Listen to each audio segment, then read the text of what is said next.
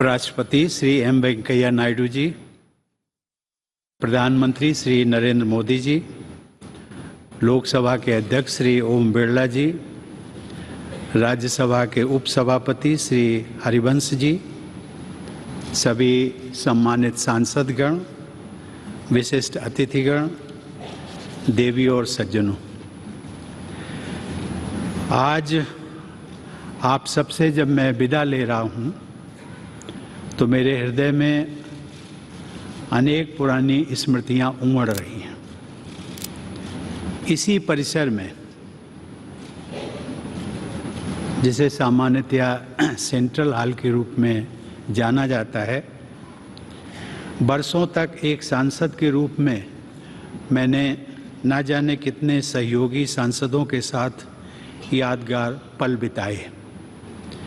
5 साल पहले इसी सेंट्रल हॉल में मैंने राष्ट्रपति के पद की शपथ ली थी। सांसद होने के नाते आप सभी का इस लोकतंत्र के मंदिर में एक प्रतिष्ठित स्थान है और मेरे हृदय में भी आप सबके लिए एक विशेष स्थान है और सदैव बना रहेगा।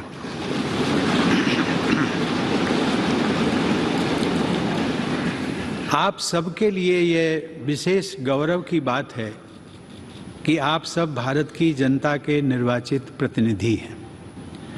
भारत की जनता ने आप सबके माध्यम से मुझे राष्ट्रपति के रूप में चुनकर देश की सेवा करने का अवसर प्रदान किया। इसके लिए मैं देशवासियों का सदैव आभारी रहूँगा। सर्वशक्तिमान ईश्वर की कृपा से जिस दायित्व को निभाने का अवसर मुझे प्राप्त हुआ, उसका निर्वहन आप सभी के सहयोग के बिना संभव नहीं था। इसके लिए मैं आप सबका भी आभार व्यक्त करता हूं। अपने कार्यकाल के दौरान मैंने अपनी पूरी क्षमता से अपने कर्तव्यों का निर्वहन करने का प्रयास किया है। आप सबने मेरे प्रति जिस अटूट विश्वास का परिचय दिया, उसके बल पर मैं अपने कर्तव्यों को भली भांति निभा सका। मेरे सभी पूर्ववर्ती राष्ट्रपति मेरे लिए प्रेरणा का स्रोत रहे हैं। माननीय सदस्यगण, राष्ट्रपति और सांसदगण उसी विकास पथ के सहयात्री हैं जो हमारे देश को प्रगति की उच्चतर उपलब्धियों की ओर ले जा रहा है। इस पथ को प्रशस्त करने वाली महान विभूतियों ने हमारे संविधान की रचना करके हमारी लोकतांत्रिक व्यवस्था की नींव रखी। यद्यपि संविधान सभा के सदस्यों को ही हमारे संविधान की रचना का श्रेय जाता है, लेकिन वह ऐतिहासिक कार्य उन्होंने भारत के लोगों के प्रतिनिधि के रूप में किया था। इसीलिए हमारा संविधान हम भारत के लोगों द्वारा अंगीकृत, अधिनियमित और आत्मार्पित किया गया। भारत के लोग ही अपने प्रतिनिधियों अर्थात आप सभी माननीय सांसदों के माध्यम से अपने गणतंत्र की यात्रा का मार्गदर्शन करते हैं। इसीलिए संसद को लोगों के तंत्र यानी लोकतंत्र का मंदिर भी कहा जाता है। देवी और सज्जनों, हमारे संविधान के अनुच्छेद 79 के अनुसार संघ के लिए एक संसद होती है जो राष्ट्रपति और दोनों सदनों से मिलकर बनती है। इस संवैधानिक प्रावधान के अनुरूप अपनी भावना का समावेश करते हुए मैं राष्ट्रपति को संसदीय परिवार के अभिन्न अंग के रूप में देखता हूँ। जैसा कि किसी भी परिवार में होता है, संसद में भी कभी कभी मतभेद होते रहते हैं।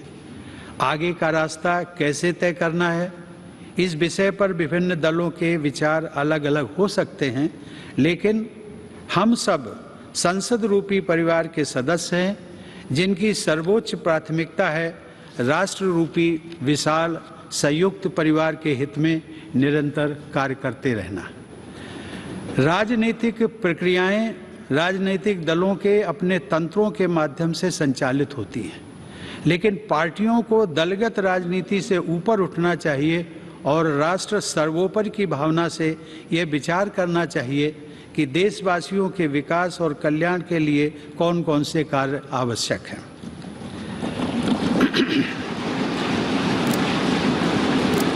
जब हम पूरे राष्ट्र को एक विशाल संयुक्त परिवार के रूप में देखते हैं तो ये समझ में आता है कि पारिवारिक मतभेदों को सुलझाने के अनेक रास्ते हो सकते हैं जो शांति, सद्भाव और संवाद पर आधारित होते हैं।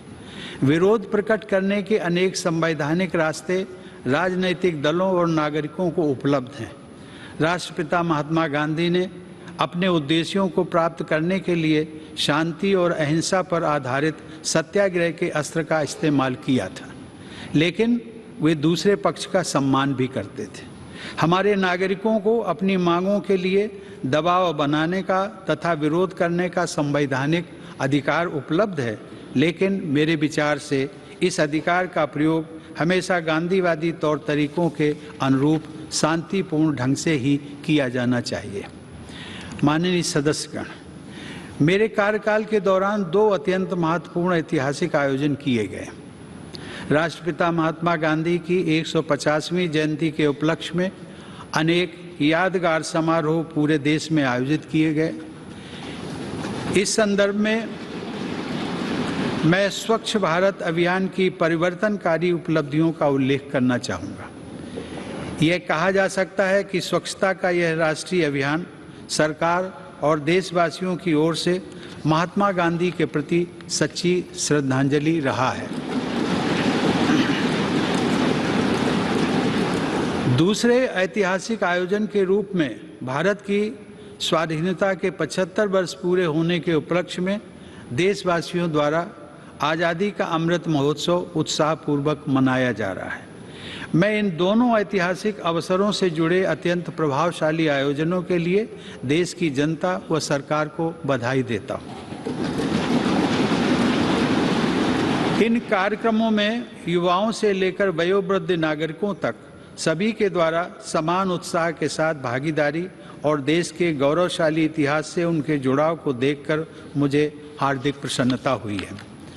माननीय सदस्यगण, वर्ष 2020 में देखते देखते हमारी दुनिया बदल गई। लगभग 100 साल बाद एक वैश्विक महामारी ने मानवता को झकझोर कर रख दिया। कोविड-19 की त्रासदी के दुष्परिणामों से पूरी दुनिया अब तक जूझ रही है। वर्तमान परिप्रेक्ष्य में हम सब ये आशा करते हैं कि पूरा विश्व समुदाय इस महामारी से भविष्य के लिए उपयोगी सबक हासिल करेगा। पहला सबक यह है कि मानव समाज ये भूलने लगा था कि वह प्रकृति का ही एक अभिन्न हिस्सा है। वास्तविकता ये है कि वह न तो प्रकृति से अलग है और न ही प्रकृति से ऊपर है। महामारी का प्रकोप कुछ हद तक पर्यावरण में हुए असंतुलन से भी जुड़ा है। पिछले 2 वर्षों की विभीषिका ने यह भी याद दिलाया है कि पूरी मानवता वास्तव में एक ही परिवार है और सभी का अस्तित्व आपसी सहयोग पर निर्भर करता है। कोविड का सामना करने में भारत के प्रयासों की विश्वव्यापी सराहना हुई है।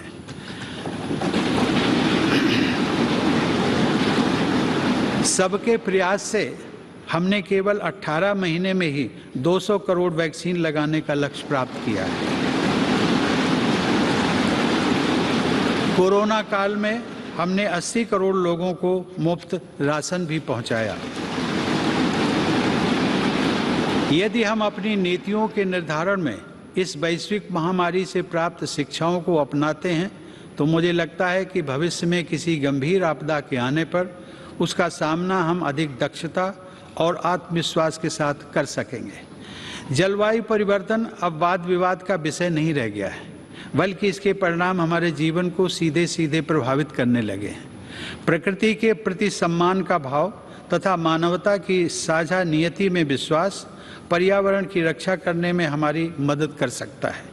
इस संदर्भ में ग्लोबल क्लाइमेट एक्शन में भारत की अग्रणी भूमिका तथा ऊर्जा के वैकल्पिक स्रोतों को बढ़ावा देने की पहल विशेष रूप से सराहनीय है।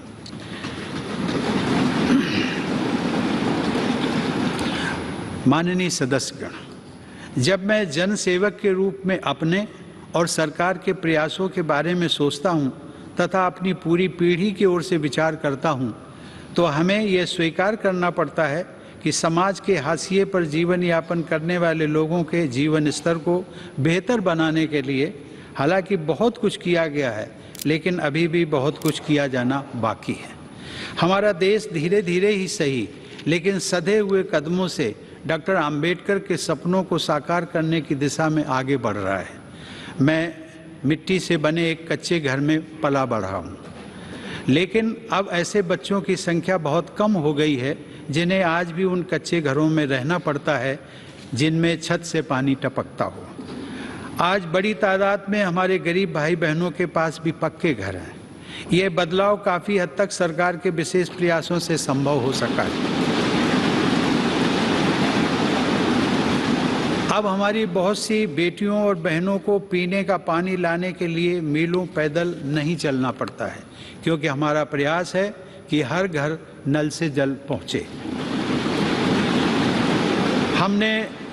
हमने घर घर में टॉयलेट्स भी बनवाए हैं, जो एक स्वच्छ और स्वस्थ भारत के निर्माण की नींव डाल रहे हैं। सूर्यास्त के बाद लालटेन या दिया जलाने की यादें भी पुरानी हो रही हैं, क्योंकि लगभग सभी गांवों तक बिजली का उजाला पहुंच गया है। जैसे जैसे हमारे देशवासियों की बुनियादी ज़रूरतें पूरी हो रही हैं, उनकी आकांक्षाओं में भी बदलाव आ रहा है।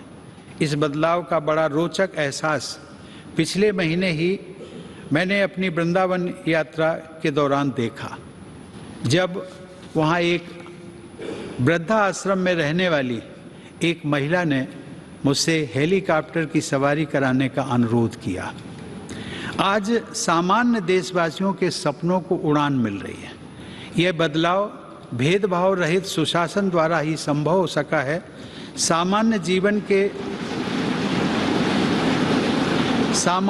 जन के जीवन को बेहतर बनाने वाली ये समावेशी प्रगति बाबा साहब आम्बेडकर की परिकल्पना के सर्वथा अनुरूप है। महिलाओं में सशक्तिकरण की भावना को निरंतर मजबूत होते देखकर मुझे विशेष संतोष का अनुभव होता है। ये सशक्तिकरण युवा पीढ़ी की हमारी बेटियों को और आगे बढ़ा रहा है। मैंने जितने दीक्षांत समारोहों में भाग लिया है, उनमें से अधिकांश संस्थानों में मैंने देखा है कि बेटियों का प्रदर्शन लड़कों से बेहतर रहा है। मुझे विश्वास है कि राष्ट्रीय शिक्षा नीति 2020 इस बदलाव को और तेजी से आगे बढ़ाएगी। मेरा मानना है कि आने वाले वर्षों में महिला सशक्तिकरण से हमारा समाज और अधिक मजबूत होगा। स्त्री पुरुष के बीच समानता के इस अभियान का प्रभाव अन्य क्षेत्रों में हो रही प्रगति में भी परिलक्षित होता है। माननीय सदस्यगण, अपनी बात समाप्त करने से पहले मैं राष्ट्रपति पद के लिए नवनिर्वाचित श्रीमती द्रौपदी मुर्मू को हार्दिक बधाई और शुभकामनाएं देता हूँ।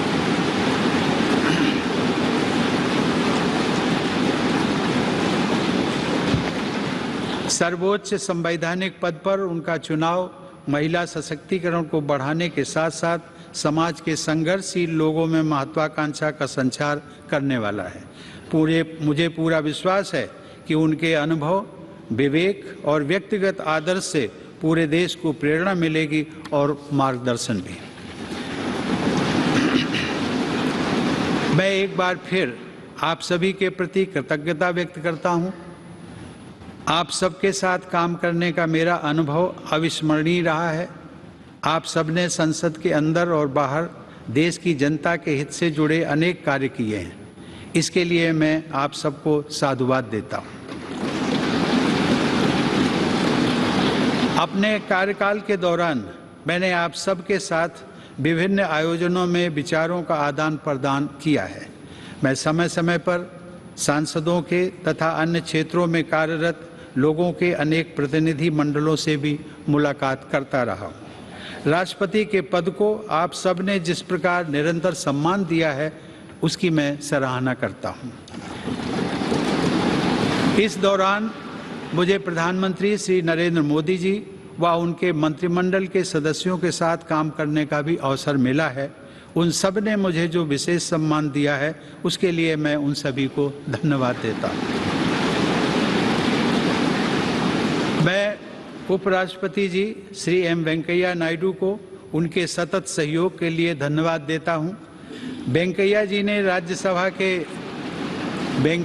ने राज्यसभा के सभापति के रूप में और ओम बिरला जी ने लोकसभा के अध्यक्ष के रूप में जिस तरह संसद के कार्यकलापों को संचालित किया है तथा देश की महान संसदीय परंपराओं को आगे बढ़ाया है, उसके लिए आप दोनों बधाई और सराहना के पात्र हैं। मुझे राज्यों के राज्यपालों व मुख्यमंत्रियों तथा केंद्र शासित प्रदेशों के उपराज्यपालों व प्रशासकों से भी पूरा सहयोग मिलता रहा है। उन सबके प्रति भी मैं आभार व्यक्त करता हूँ।